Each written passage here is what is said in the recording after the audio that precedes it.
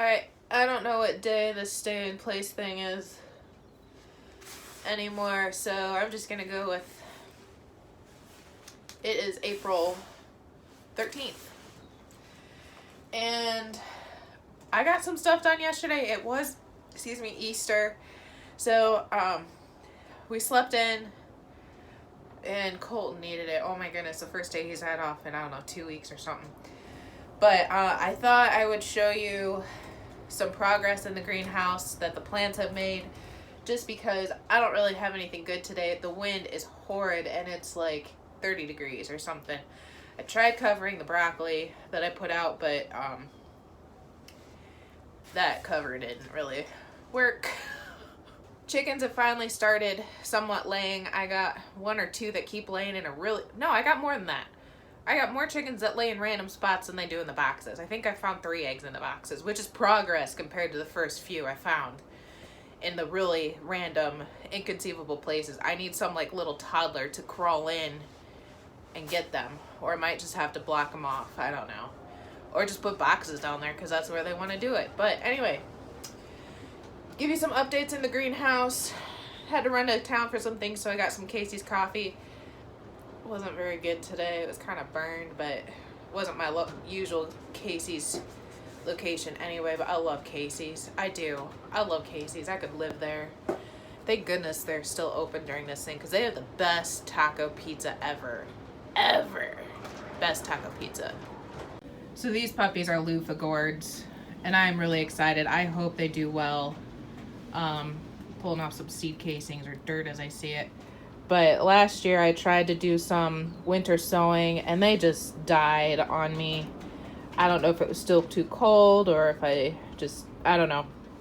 I'm really excited about them. These sunflowers are going crazy, and I ended up transplanting a lot of them. Well, not even a lot, but I transplanted a fair amount yesterday. You can see some of them, and in the back, I forget how many there are. And I think they're already kind of going to town compared to what they were with their bigger pot. And then these are some of the squash I had to transplant. They were just popping like crazy in their little cups, and they needed a new home. This lettuce I still haven't had the heart to give to the chickens. I'm sure they would enjoy it, but I just love playing with it. I love coming to see it every day. The color is just amazing. So I'm just excited about that. And I did these lettuce boxes the other day. My flats of lettuce are outside. So this is 2 of each variety of lettuce I have, and they're just starting to really go to town. And these are mostly a leaf lettuce. So once they start growing up, you can harvest the bottom leaves. Charles Dowding on YouTube showed me that version. And then you're just constantly getting new baby leaves out the top. Or you can cut them off, and a lot of times they'll grow back at least once, if not twice. I also have to tame the forest. Maybe I could bring a couple chickens in here for a while. I wonder if they'd go for that. This is some red spike amaranth. It's a flower. It's also technically a grain, but I think this is more of an ornamental variety of amaranth. And this is a Pampas plume celosia. I would really like to get different kinds of coxcomb celosia, but I'm going to stick with these this year and see how they grow. They're not germinating the best. I don't know if it's me or them, or if I just need to be more patient. And as you guys know now, I am not a very patient person. More sunflowers that I need to transplant. They're starting to go crazy in their little cups. Some of these are the autumn. Let's just see what they say. Make sure you label everything. Autumn Beauty Sunflower. Different kinds of reds and oranges and yellows once they bloom. Make sure, sorry my fingers keep getting in the way. Make sure you label everything. Everything. It will save you so much headache in the long run. Cilantro is finally starting to do something. Or is that dill? That's dill. Whoops. Dill. Dill is finally starting to do something. And I had some beets and turnips that finally started germinating. My basil is doing okay, but not great. It's really slow. If you guys have any suggestions, let me know. Maybe it's just too cold up there. It seemed to do better when it was warm. And I covered a lot of the tomatoes and peppers because it was supposed to get so cold last night, and it did get in the 20s. But even these, now that they've germinated, are starting to go a little crazy. So probably need to start transplanting them too, huh?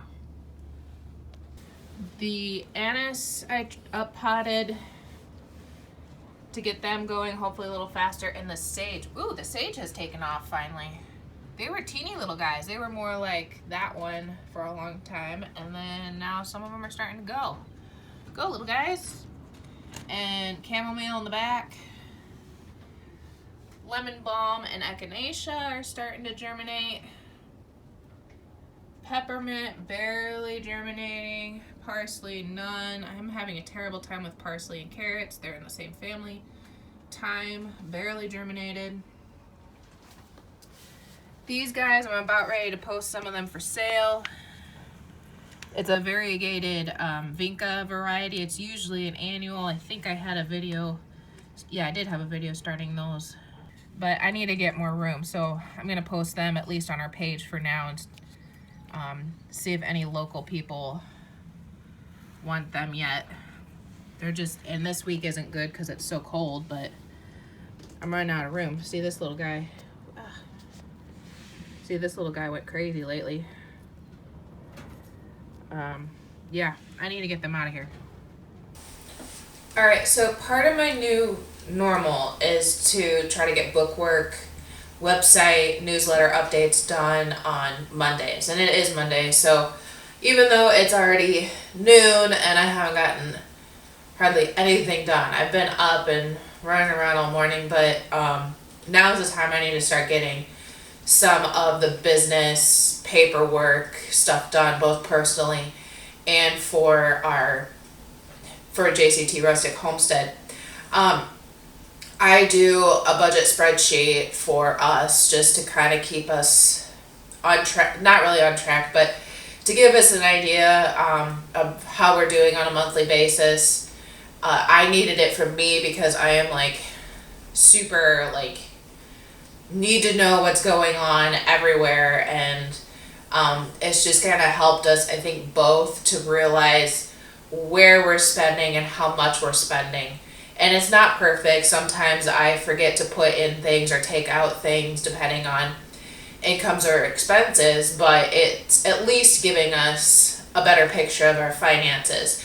And somebody said that I was way ahead of my generation or my age, but I know that there are many people that are farther along in their budgeting and everything than we are. But I hate paying interest. I don't mind having the mortgage and I still have a loan on my truck, but I hate paying interest. It's just a scam as far as I'm concerned. But I understand the banks need to make money too. But I try to get everything paid off before it's due.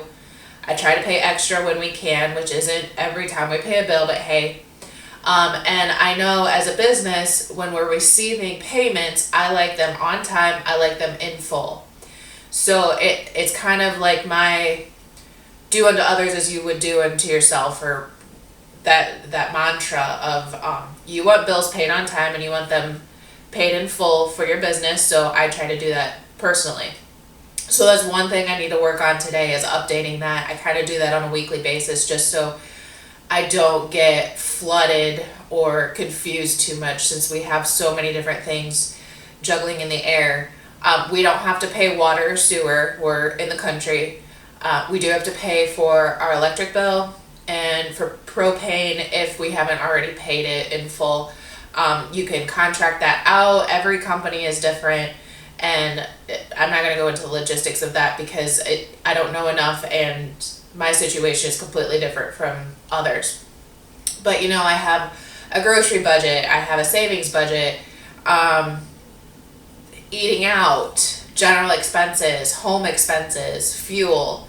It's kind of interesting to see how much you're actually spending in those areas. When you add it all up, you don't realize you're spending $400 a month eating out. it's easy to accumulate that and not realize it. So that's one thing I'm working on. The second thing is JCT Rustic Homestead as a business. I took in income from the sunflower kits. I have income from selling plants. And right now, any budget for the garden or the chickens, it comes out of our personal budget because it's not a farm entity. But my goal with these things is to at least pay for itself and help supplement our income after that. So I'm trying to make sure, especially in this first year, of what is making us money, what is worth our time. And the chickens will take a while to get our money back, of course, because they just started laying. I think I got 4 eggs yesterday and 3 today, but they're still pullet-sized eggs, so I can't sell those. But even though I can't sell them, I still have to maintain a presence online because that's where the majority of my sales are going to come from, especially since we're in a stay-in-place. So I need to make sure that all my marketing avenues are matching. Like, I have a free download available on our website if you sign up for our newsletter, but I need to make sure that all the pieces to do that are correct. Is the pop-up with the right verbiage? Does it say the herb download, grow with us from our garden to yours? Or did I forget a part and still say an egg recipe download? That sometimes gets me, and I don't think of every different part. I also want to make sure that I'm maintaining relationships with our Facebook page, which isn't very hard to do. I'm posting stuff daily, if not more than once. At least our YouTube video is on there. And then answering emails and messages and texts, and sometimes that has really bogged me down for time. Like last week there were 2 days where I was running like crazy because I was constantly trying to answer messages, and I need to get better about that. But maintaining those marketing avenues, make sure that even when the chickens aren't to laying capacity, I've already built that relationship online with customers, present and future customers. So the long version is I've been sending out a weekly blog post as well as a weekly newsletter. Those are 2 different things. Your blog post is on your website. Your newsletter is through an email marketing thing. It's possible to do it through your email, like if you have Yahoo or Gmail or whatever it is, but it's gonna benefit you more to do it through a hosting site like Constant Contact or MailChimp. I have worked in both. So far, I've liked MailChimp a little better, but there are some confusing aspects to it, and I'm not going to get into how to navigate MailChimp because I hardly know how to navigate MailChimp. But usually I only do a blog post and a newsletter once a month, but with everything going on and I have more time and people are more scared about where their food's coming from, food availability, supply availability. Stores are still low on toilet paper. I keep looking for butter from my mom and the shelves are just gone of butter. I don't understand that, but it is. So maintaining that constant relationship is important to me anyway. I don't know how my consumers feel. I haven't heard back from many of them as far as that is, but we'll get there. So I don't know what else to expound upon. Usually I send the email newsletter around the 20th, which is next Monday, it looks like. Today's the 13th. So I will do one today, and today is, I don't know if anybody's ever heard or watched the Paul Harvey, So God Made a Farmer, but I wanted that to be, I've done a little salesy lately, salesy emails, meaning buy this, we still have this, you can still purchase this, which isn't very kind of me. I should be there as a supporting farmer and not as a salesman. So today I'm gonna send out one about how God God made a farmer by Paul Harvey. If that's something you're interested in, you can just Google it and find it. But in speaking about both these avenues, if you're interested in signing up for a newsletter to see what I put out or a blog, you can sign up for both. Go to jctrustichomestead.com. The pop-up should be the newsletter, and I did a new format for our website, and I think the subscription for the blog is at the bottom of the page, but I honestly can't remember.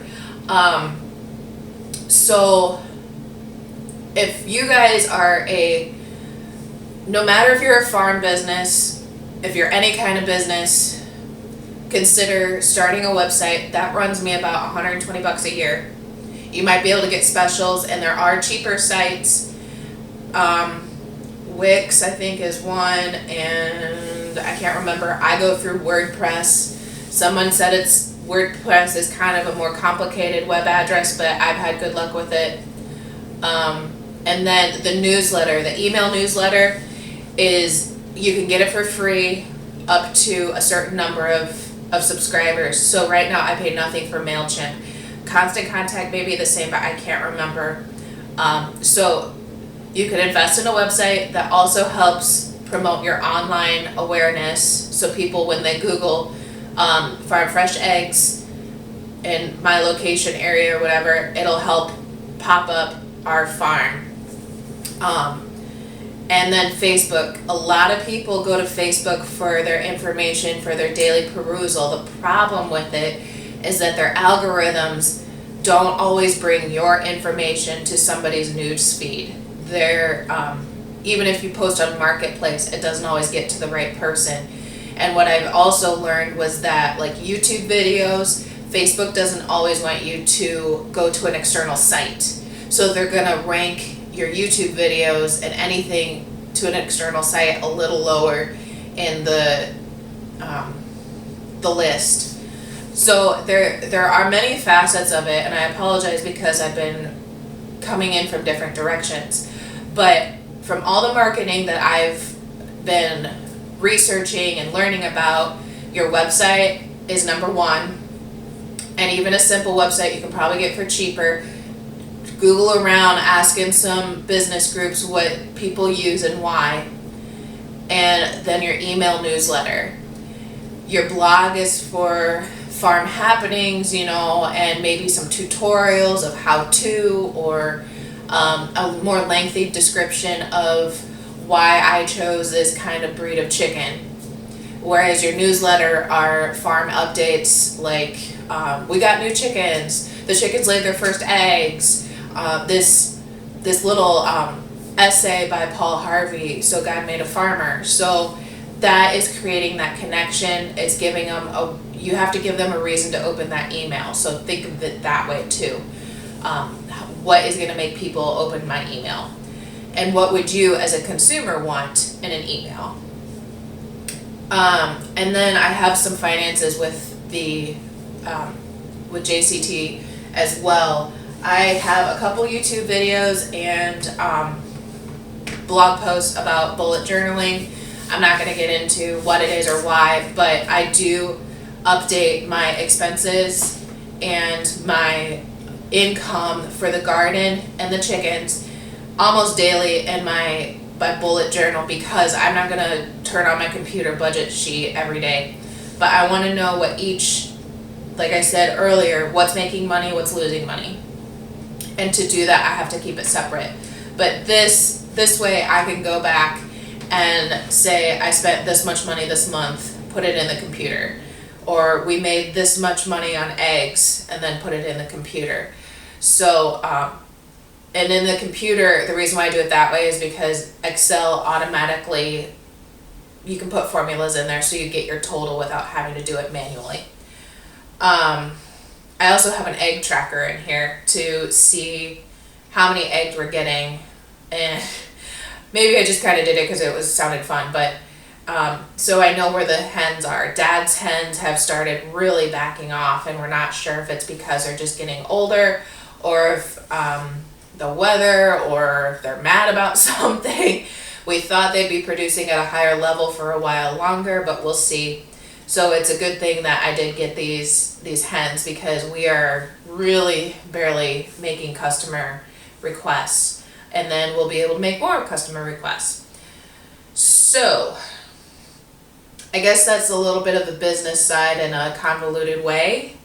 If you have any questions, if you want me to go into something more in depth, let me know, because I'm once again kind of stumbling for things to do for the YouTube topics. But I'd be interested to know how you maintain your finances, if you're a farm or a garden or whatever you are, or if you have any other suggestions for topics for our YouTube channel. But I think I'm going to close it for the day, because I have so much work to do for us and the farm, and it's almost 12:30, and I have so much to do to catch up on. So thank you for joining me today. I hope we weren't too boring. I I hope everybody is staying happy and healthy. I know it's kind of hard right now, but maybe find something good to do for yourself. Had some more sunflower kits going out today, and I started like a container variety kind, just because I have someone that has a patio and not a yard. So if you know of anybody that would like a sunflower kit, send them my way. There's my sale pitch for the day, and we'll catch you tomorrow. Bye.